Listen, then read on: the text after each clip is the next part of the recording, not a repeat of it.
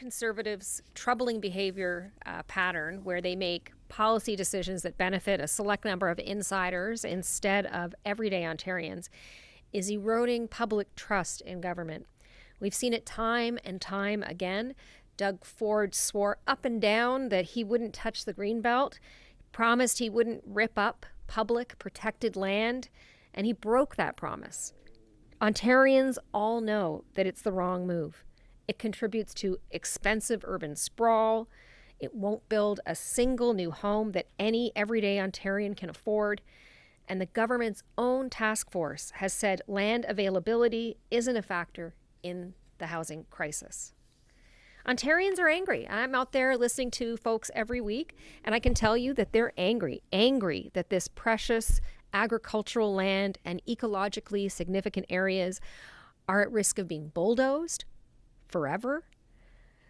But they're also angry because they know something here just doesn't smell right. Ford's Conservatives want us to believe that it was a mere coincidence that the Premier's table mates at his daughter's wedding just so happened to be some of the same people who stood to benefit most from this abrupt change in government policy. Ontarians deserve integrity, transparency, and they deserve accountability from the people they've chosen to represent them in public office. As leaders, we have a responsibility and an obligation to avoid not only a conflict of interest, but also the appearance of a conflict of interest.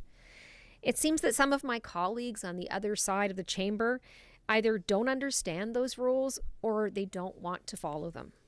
So I'm proposing this legislation to further clarify and strengthen the conflict of interest rules that every member of this legislature must follow. It's modeled after the federal conflict of interest rules and is in keeping with the rules that are laid out across nearly every sector in this province. The private members bill I'm introducing, it's called the Strengthening Members' Integrity Act, would ensure that a member of the Legislative Assembly shall not accept a fee, gift, or personal benefit that might reasonably be seen to have been given in connection, directly or indirectly, with the performance of the member's duties of office. These are in line with what the Integrity Commissioner himself has recommended. It shouldn't be that a part-time worker at a charitable organization, for example, has to follow stronger rules than the Premier of Ontario. We need to stop Ford's return to a cash for access culture in this province. This legislature here at Queen's Park is the people's house, and it shouldn't matter who you know or how much you can pay to get things done. And that's exactly what this bill will ensure. If the government agrees, I encourage them to vote in favor of this legislation. And with that, I'm happy to invite questions. Is there a way that you would define reasonable to be seen as being a conflict?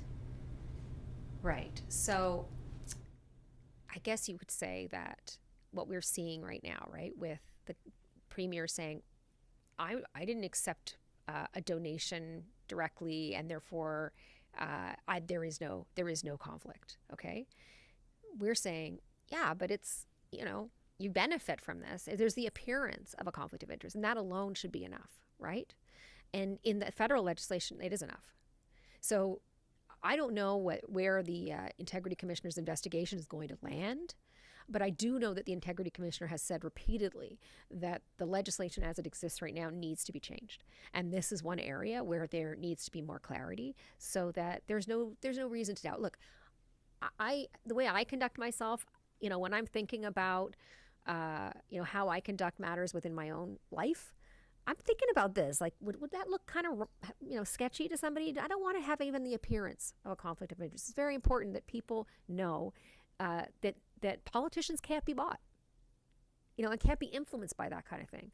And we've slid into this. And, I was just in York Centre riding last week talking to some people, and they said to me, a guy said out of the blue, it feels like we're returning to this time. He said, it's been many generations here in Ontario.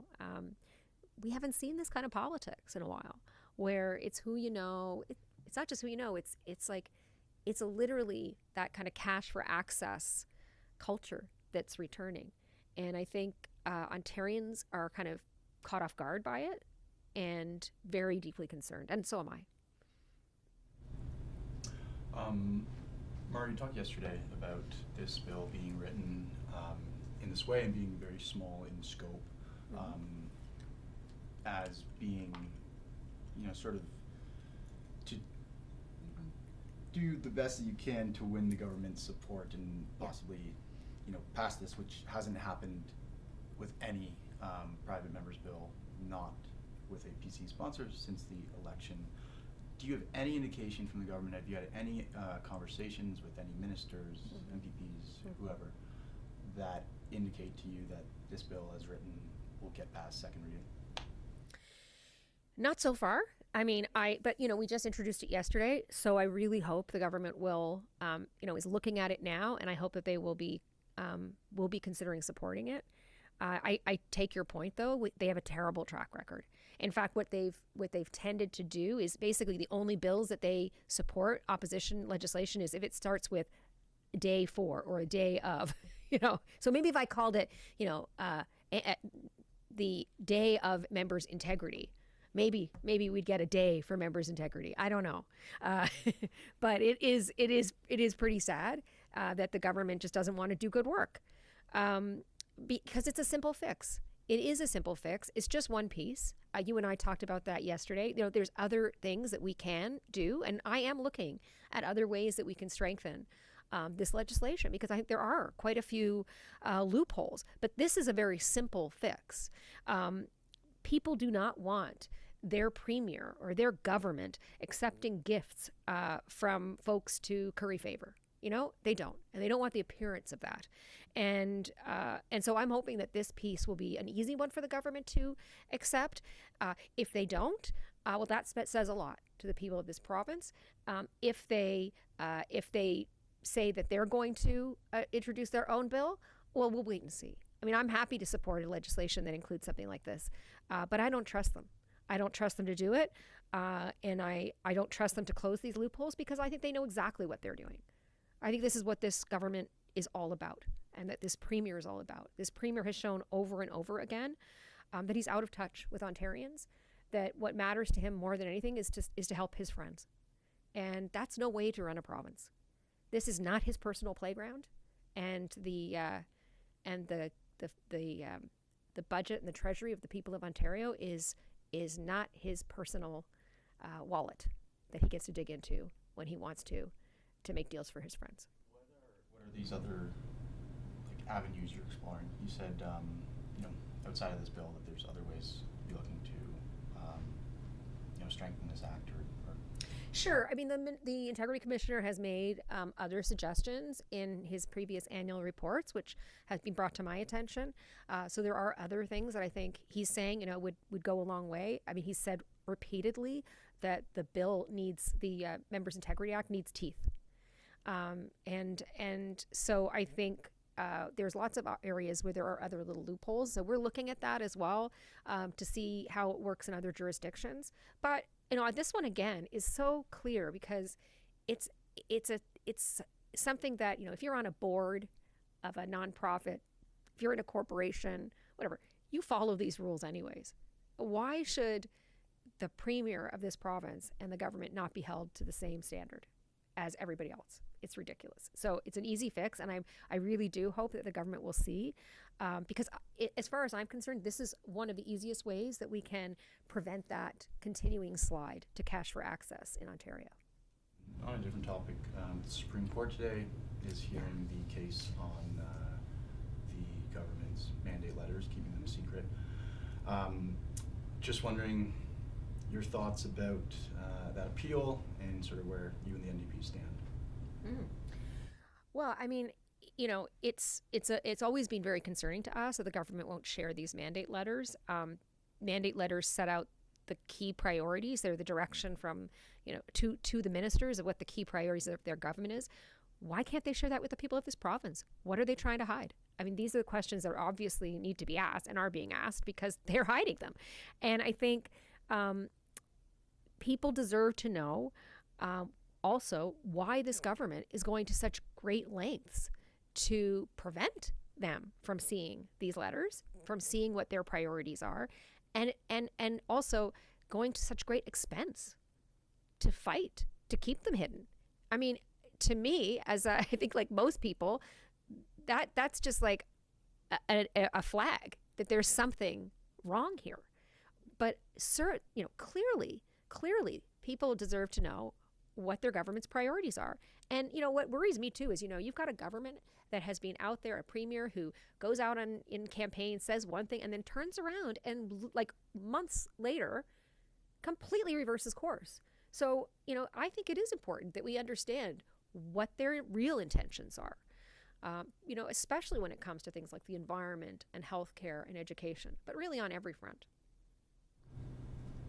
Well, I guess just on those documents, it hasn't always been the practice of the government to release those. And what we see federally with the mandate letters that are released, they're largely political documents.